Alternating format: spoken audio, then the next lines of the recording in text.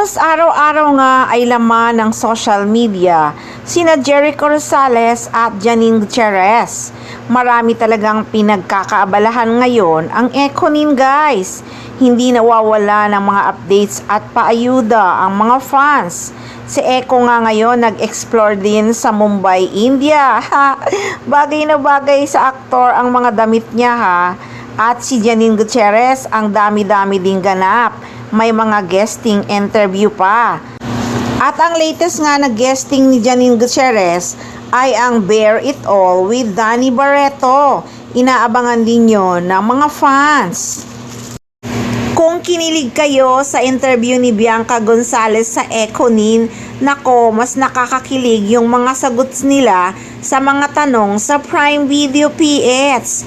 Kilig na kilig ako ha, biro mo nga may tanong doon kung nakipag-flirt ba sila sa mga naging co-stars nila. Sagot nga ng aktor, Baba, nakipag-flirt ako sa'yo, haha. Kaya ang sabi ni Janine, oo nga, ito na ang bunga. At yung kung sino ang crush ng actress, sinagot din ni Janine Gutierrez. Pero sabi niya kay Eko, nung wala ka pa sa buhay ko, ha, kilig talaga, grabe. Flirted with one of my co-stars. Baba, I flirted with you. Kaya nga, ito na ang bunga nun. Bakit? What? Sa'yo? Yun yun. Fantasized about someone who isn't my partner. What if it's like Jacob Elordi? Adi yes ka na. Pero dati lang kita na...